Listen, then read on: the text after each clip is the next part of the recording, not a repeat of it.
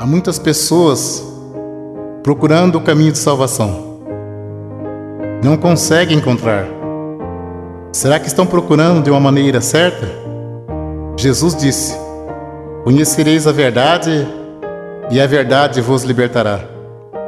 Em Provérbios, capítulo 14, verso 12 diz: há caminho que ao olho do homem parece direito, mas o fim dele são os caminhos da morte. No Evangelho segundo Mateus, capítulo 15, verso 14 diz: se um cego guiar outro cego, ambos cairão na cova. Em Jeremias capítulo 17, verso 5 diz: maldito o homem que confia no homem.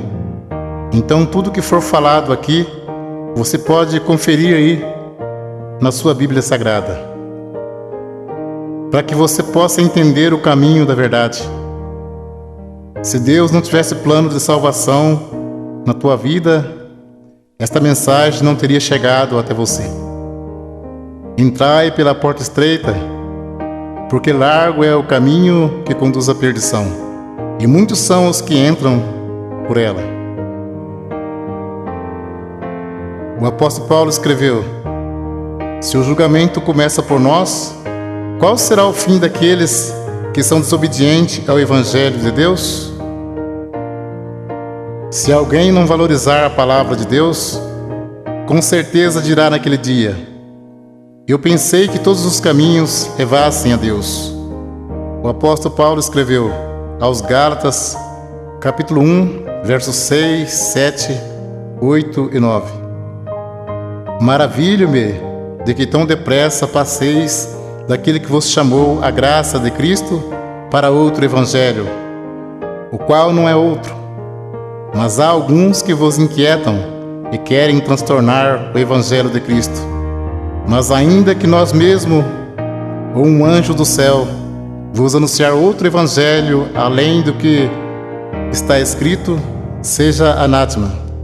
Assim como já vos dissemos, agora de novo vos digo: se alguém vos anunciar outro evangelho além do que já recebeste, seja anátema.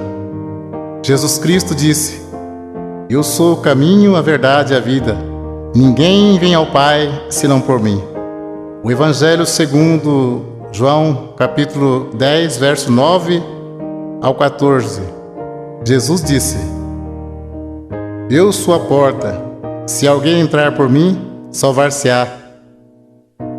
E entrará e sairá e achará pastagem. O ladrão não vem senão a roubar, a matar e a destruir. Eu vim para que tenha vida, e vida com abundância. Eu sou o bom pastor. O bom pastor dá sua vida pelas ovelhas. Mas o mercenário e o que não é pastor, de quem não são as ovelhas, vê vir o lobo e deixa as ovelhas e foge. E o lobo as arrebata e dispersa. Ora, o mercenário foge porque é mercenário e não tem cuidado das ovelhas. Jesus disse: eu sou o bom pastor, e conheço as minhas ovelhas, e das minhas sou conhecido. Veremos agora em Apocalipse, capítulo 22, versos 18, 19, 20 e 21. Porque eu testifico a todo aquele que ouvir as palavras da profecia desse livro, que se alguém lhe acrescentar alguma coisa, Deus fará vir sobre ele as pragas que estão escritas neste livro. E se alguém tirar quaisquer palavra do livro desta profecia, Deus tirará a sua parte da árvore da vida e da cidade santa que está escrito neste livro. Aquele que testifica essas coisas diz: certamente cedo eu venho. Amém. Ora vem, Senhor Jesus. A graça de nosso Senhor Jesus Cristo seja com todos vós. Amém. Segunda Epístola, João, capítulo 1, verso 10 e 11. Se alguém vem ter convosco e não traz essa doutrina, não o recebais em casa, nem tampouco o saudeis, porque quem o sauda tem parte nas suas más obras. Segunda Epístola, Pedro, capítulo 3, versos 16, 17 e 18. Falando disso, como em todas as suas epístolas, entre as quais há ponto difícil de entender, que os indoutos e inconstantes torcem igualmente as outras escrituras para a sua própria perdição. Vós, portanto, amados, sabendo isto de antemão, guardai-vos de que, pelo engano dos homens abomináveis, sejais juntamente arrebatados, e descaiais da vossa firmeza. Antes crescei na graça e conhecimento de nosso Senhor e Salvador Jesus Cristo. A Ele seja dada a glória, assim agora, como no dia da eternidade. Amém. Segunda Epístola a Pedro, capítulo 1, verso 20 e 21. Sabendo primeiramente isto, que nenhuma profecia da Escritura é de particular interpretação, porque a profecia nunca foi produzida por vontade de homem algum, mas os homens santos de Deus falaram inspirado pelo Espírito Santo. Se a profecia não é de particular interpretação, então não temos nada que dizer que a doutrina é de Pedro ou de Paulo, mas sim doutrina de Jesus Cristo. Para termos a salvação, precisamos ter compromisso com a palavra de Deus.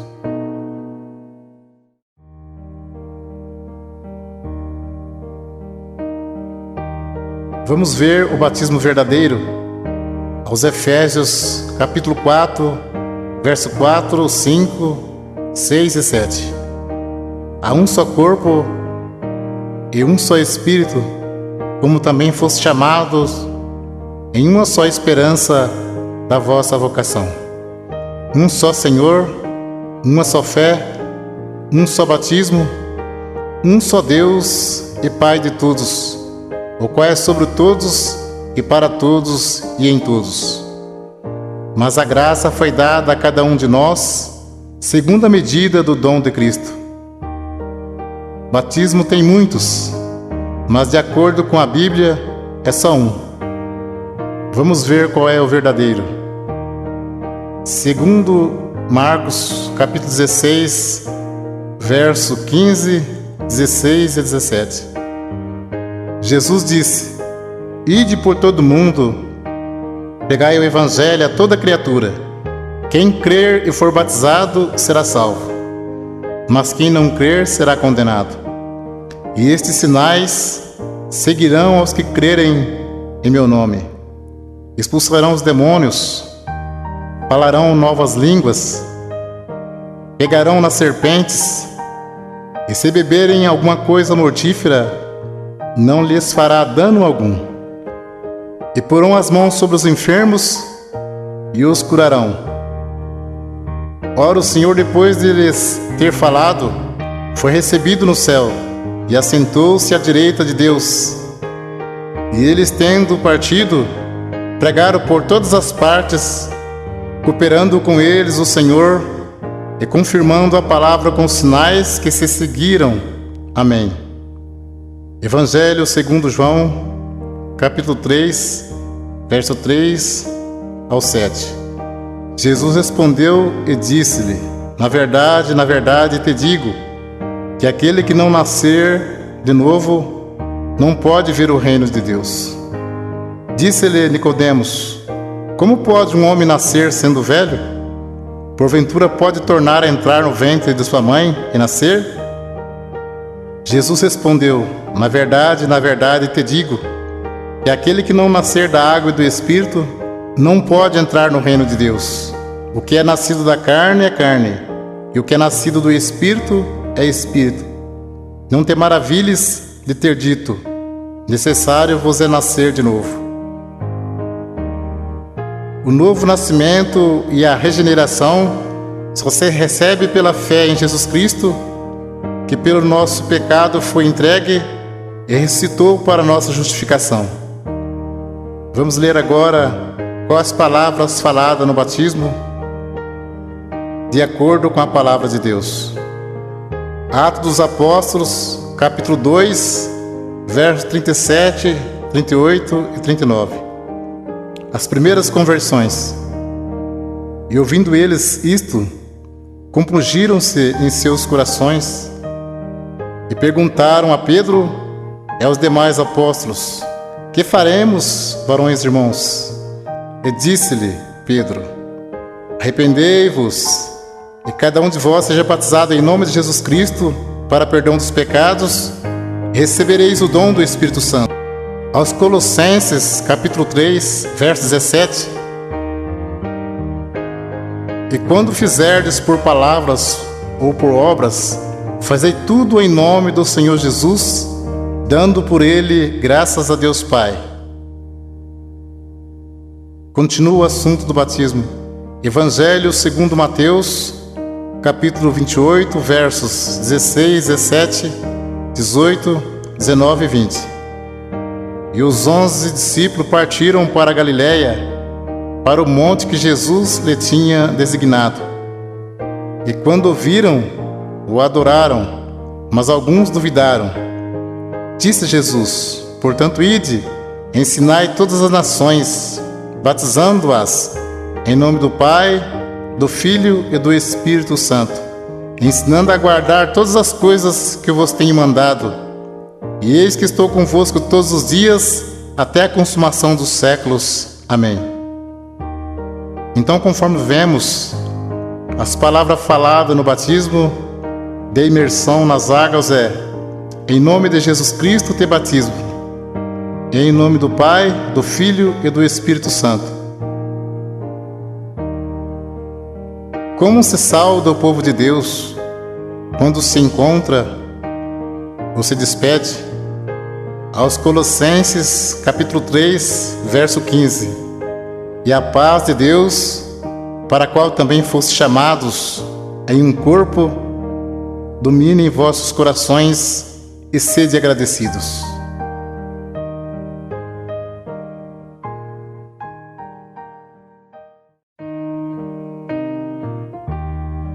O assunto agora é sobre dízimos. Velho Testamento, Malaquias, capítulo 3, versos 8 e 10. Roubará o homem a Deus? Todavia vós me roubais, e dizeis: em que te roubamos? Os dízimos e nas ofertas alçadas. Trazei todos os dízimos à casa do tesouro, para que haja mantimento na minha casa. E depois fazer prova de mim, diz o Senhor dos Exércitos, se eu não vos abrir as janelas do céu, e não derramar sobre vós uma benção tal, que dela vos advenha a maior abastança.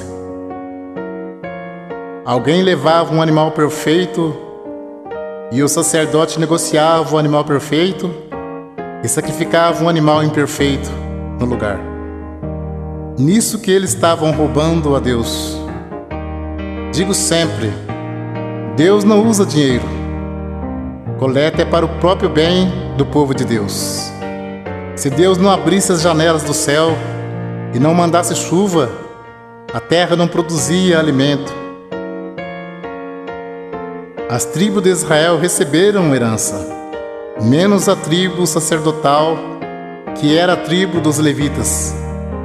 Eles não receberam herança. Então eles recebiam parte do dízimos para se manter. Por isso que dizia: trazer os dízimos para que haja mantimento na casa do tesouro.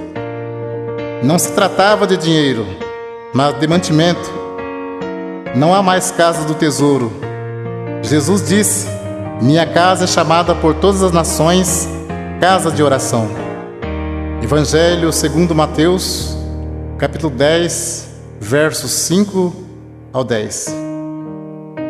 Jesus enviou esses 12, ele ordenou dizendo: não ireis pelo caminho das gentes, nem entreis em cidade de samaritanos, mas ide diante as ovelhas perdidas da casa de Israel. E indo pregai, dizendo: é chegado o reino dos céus. Curai os enfermos, limpai os leprosos, ressuscitai os mortos, expulsai os demônios. De graça recebestes, de graça dai. Não possuai ouro, nem prata, nem cobre em vossos cintos, porque digno é o operário do seu salário. Nem alforje para o caminho, nem duas túnicas, nem alparcas, nem bordão, porque digno é o operário do seu alimento. Podemos cumprir com alegria a missão de anunciar o Evangelho da graça. Jesus já pagou a nossa salvação com o precioso sangue que Ele derramou no duro madeiro da cruz. E enviando o apóstolo disse: de graça recebeste, de graça dai. Não precisa explorar ninguém. A parte material, Deus tudo provê na nossa vida. Jesus Cristo, sendo Filho de Deus, não poderia vir desfazendo a lei de Deus. Tanto é que Ele foi circuncidado ao 8º dia, segundo o uso da lei. Foi levado ao templo para ser consagrado, segundo o uso da lei. E cumpriu celebrando a última Páscoa. Então Ele cumpriu a lei e trouxe a graça. A lei e os profetas duraram até João. A graça e a verdade vieram por Jesus Cristo. Hebreus capítulo 7, verso 9, 18 e 19. E para assim dizer, por meio de Abraão até Levi, que recebe dízimos, pagou dízimos, porque o precedente mandamento é abrogado por causa da sua fraqueza e inutilidade. Pois a lei nenhuma coisa aperfeiçoou, e desta sorte é introduzida uma melhor esperança, pelo qual chegamos a Deus. Hebreus capítulo 7, versos 12, 13 e 14. Porque mudando-se o sacerdócio, necessariamente se faz também mudança da lei. Porque aquele de quem essas coisas se dizem pertence a outra tribo, da qual ninguém serviu ao altar, visto ser manifesto que nosso Senhor procedeu de Judá. E concernente a esta tribo, nunca Moisés falou de sacerdócio, porque dele assim se testifica: tu és sacerdote eterno, segundo a ordem de Melquisedeque. Jesus procedeu da tribo de Judá e não da tribo de Levi, que era a tribo dos sacerdotes. Então, se muitos espertalhões pregam que tem que pagar dízimo hoje, por que eles não se preocupam em cumprir mais algum mandamento da lei? Porque o assunto deles é só dinheiro. Procura enganar, sendo que dízimos era para que houvesse mantimento na casa do tesouro. Muitos querem tirar proveito para ganhar dinheiro, dizendo: digno é o obreiro do seu salário. Mas isto é mesmo que dizer: digno é o obreiro do seu alimento. O apóstolo Paulo disse em Atos capítulo 20, versos 33 a 36: de ninguém cobicei a prata, nem o ouro, nem o vestido. Vós mesmos sabeis que para o que me era necessário a mim e aos que estão comigo, essas mãos me serviram. Tenho-vos mostrado em tudo que, trabalhando assim, é necessário auxiliar os enfermos e recordar as palavras do Senhor Jesus, que disse: mais bem-aventurado coisa é dar do que receber. E havendo dito isto, pôs-se de joelhos e orou com todos eles. Mas o assunto viver do Evangelho era alimento e não receber dízimos. Para você entender mais fácil, os apóstolos poderiam viajar em missão e ficar na casa de alguém não crente e ali se alimentar por alguns dias. E como Deus estava chamando também pessoas pobres, em vez dos apóstolos pedir dinheiro aos novos convertidos, eles os ajudavam. Vamos ler aos Romanos capítulo 15, versos 26 e 27. Porque pareceu bem a Macedônia e a Caia fazerem uma coleta para os pobres dentre os santos que estão em Jerusalém. Isso lhe pareceu bem, como devedores que são para com eles, porque se os gentios foram participantes dos bens espirituais, devem também ministrar os temporais. Confira esse assunto com atenção. Paulo disse em 1 Coríntios, capítulo 9, verso 12 ao 14 e 15 ao 18. Se outros participam deste poder sobre vós, por que não mais justamente nós? Mas nós não usamos desse direito, antes suportamos tudo para não pormos impedimento algum ao Evangelho de Cristo. Não sabeis vós que os que administram o que é sagrado comem do que é do templo, e que os que de contínuo estão junto ao altar participam do altar? Assim ordenou também o Senhor aos que anunciam o Evangelho que vivam do Evangelho. Mas eu de nenhuma destas coisas usei, e não escrevi isso para que assim se faça comigo, porque melhor me fora morrer do que alguém fazer vã esta minha glória. Porque se anuncio o Evangelho, não tenho do que me gloriar, pois me é imposta esta obrigação. E ai de mim se não anunciar o Evangelho. E por isso, se eu faço de boa mente, terei prêmio. Mas se de má vontade, apenas uma dispensação me é confiada. Logo, que prêmio tenho que, evangelizando, proponha de graça o Evangelho de Jesus Cristo, para não abusar do meu poder no Evangelho. E Paulo disse: outras igrejas despojei, deixando de receber salário, para vos anunciar de graça o Evangelho de Jesus Cristo.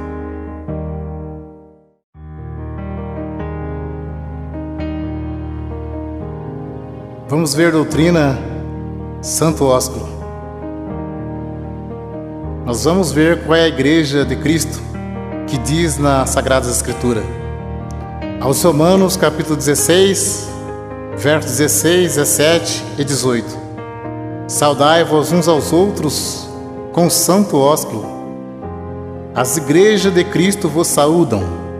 E rogo-vos, irmãos, que noteis os que promovem dissensões e escândalo contra a doutrina que aprendeste.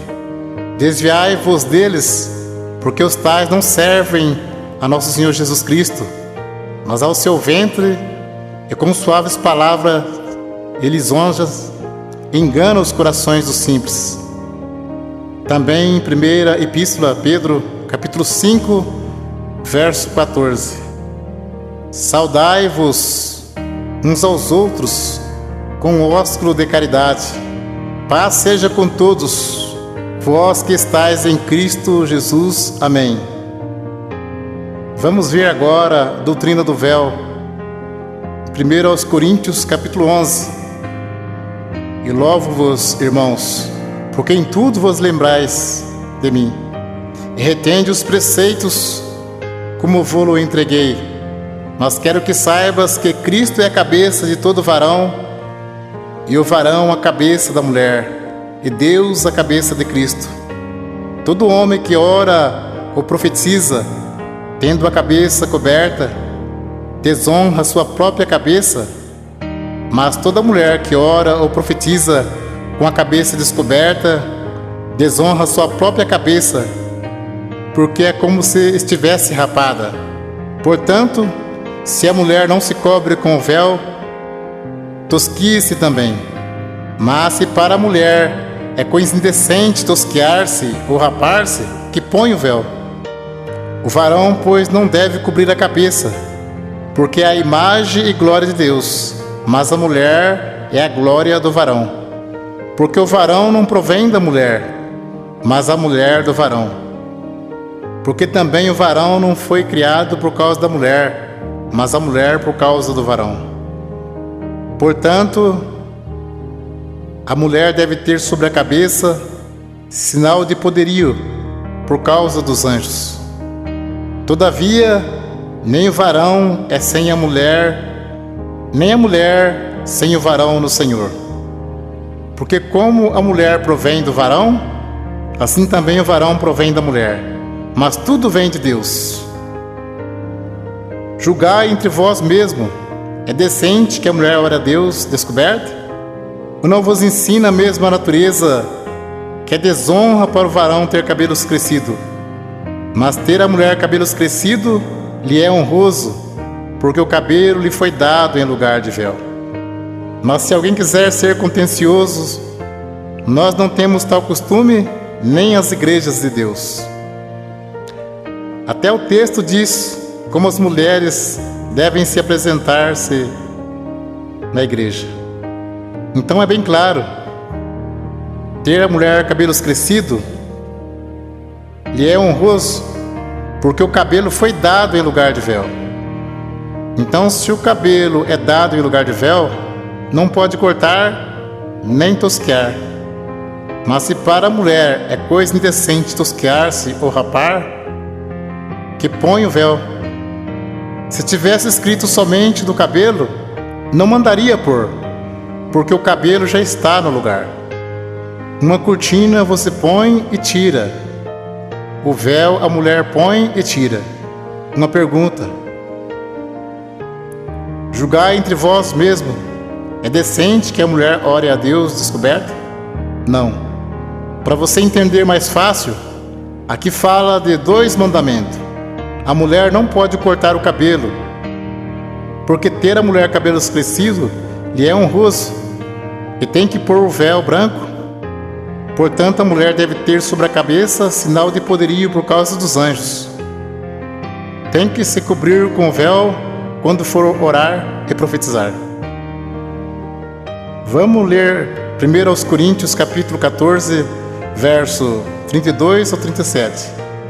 Fala sobre a necessidade de ordem no culto, porque os espíritos dos profetas estão sujeitos aos profetas, porque Deus não é Deus de confusão, senão de paz. Como em todas as igrejas dos santos, as mulheres estejam caladas nas igrejas, porque lhes não é permitido falar, mas estejam sujeitas, como ordena a lei. E se querem aprender alguma coisa, interroguem em casa seus próprios maridos, porque é indecente que as mulheres falem na igreja. Porventura saiu dentre vós a palavra de Deus? Ou veio ela somente para vós? Se alguém cuida ser profeta ou espiritual, reconheça que as coisas que vos escrevo são mandamento do Senhor. Um esclarecimento para você saber como é a Santa Ceia. Jesus celebrou a última Páscoa, que era uma vez ao ano, e celebrou a primeira Santa Ceia, que se segue uma vez ao ano. A Santa Ceia é a lembrança do sacrifício e da morte de Jesus Cristo por nós, até que Ele venha nos buscar. Ceia todo domingo ou todo mês não se encontra nas Sagradas Escrituras. Ceia todo mês é maneira de prender a pessoa firme no pagamento do dízimos. Cuidado com isso. Deus abençoe pela atenção. Que Deus cumpra na sua vida a oração que Jesus Cristo fez ao Pai. Segundo Mateus, capítulo 11, versos 25 ao 30. Naquele tempo, respondendo Jesus, disse: Graça te dou, ó Pai, Senhor do céu e da terra, que ocultastes estas coisas aos sábios e entendidos, e revelaste aos pequeninos. Sim, ó Pai, porque assim te aprouve. Todas as coisas me foram entregues por meu Pai, e ninguém conhece o Filho senão o Pai, e ninguém conhece o Pai senão o Filho, e aquele a quem o Filho quiser revelar. Vinde a mim, todos que estáis cansados e oprimidos, eu vos aliviarei. Tomai sobre vós o meu jugo e aprendei de mim, que sou manso e humilde de coração, e encontrarei descanso para as vossas almas, porque o meu jugo é suave e o meu fardo é leve.